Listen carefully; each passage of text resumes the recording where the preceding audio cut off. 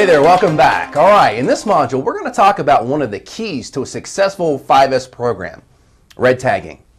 And specifically, by the end of this module, you'll know what red tagging is, as well as the 7 steps to follow when conducting a red tagging exercise. And lastly, you'll know what to do with items you no longer have use for. So let's start things off by learning what red tagging is. Literally speaking, red tagging means to put red colored tags on items that need to be evaluated as to whether they're needed or not. Now, it should be said that it's best for a person or group of people familiar with the process to initially red tag an area. Then, others can come in and offer their opinions as to whether they agree. Now, to be sure, red tagging can be a lot of fun, especially since many people feel an amazing sense of clarity after cleaning and organizing an area. But if done poorly and without proper planning, red tagging can also become an emotionally charged event, especially if disagreements as to whether something is needed or not arises. So, it goes without saying that it's extremely important to be courteous and respectful, especially when you're in another person's work area during a red tagging event.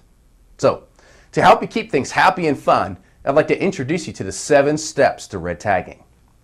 The first step is to identify the target area for red tagging.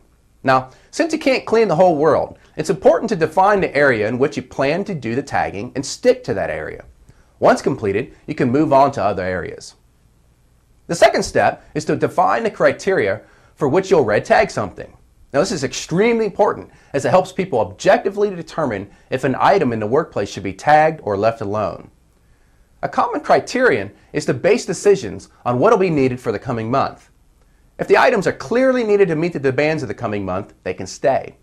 If they're not needed, they can either be disposed of or stored in another location. Ultimately, there are 3 key factors that can help you decide whether something should stay or go. The first is the usefulness of the item. Now, if it's clear that that old dot matrix printer's best days have passed it by, well, it may be time to throw a red tag down on it. Secondly, if an item is rarely used, it may make sense to store it somewhere else.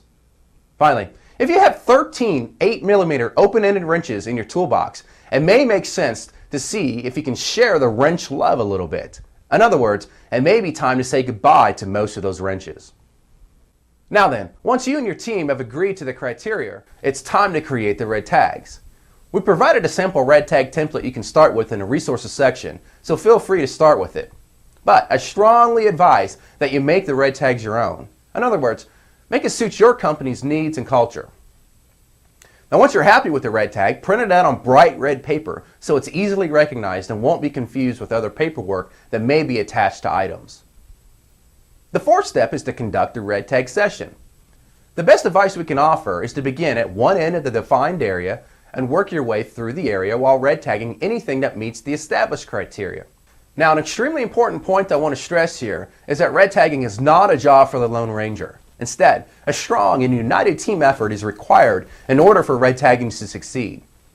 And because of the fact people are working together, it's at this phase that things can turn ugly if care is not taken, since arguments regarding whether items should be tagged or not can occur.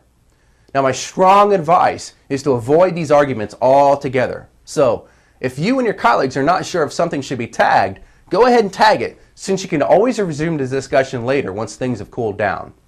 In fact, this is probably a good ground rule to lay down when determining the criteria of what gets tagged. Now, with this said, it's very important to act in a respectful manner when red tagging in someone else's area.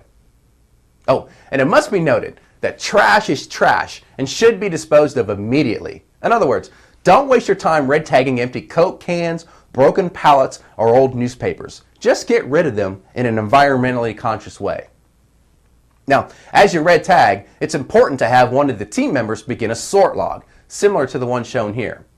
The sort log provides a summary of what's been tagged, where it came from, and the disposition status for later review.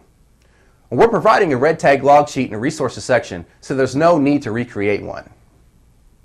Alright, now the 5th step has us evaluating the red tag items using the criteria established in step 2.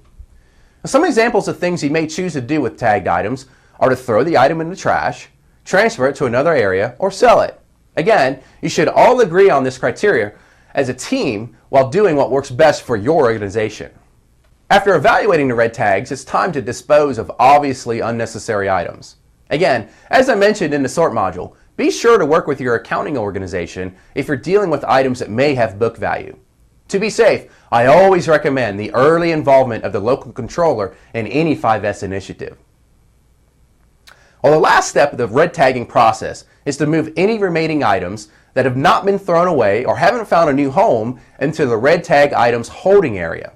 Now, some companies call this holding area a boneyard. This area is basically for items we're just not sure if we should get rid of, yet we don't really have a home for them. Now, the key point that I want to stress here is that this holding area is temporary, and a detailed log of all items in this area should be maintained.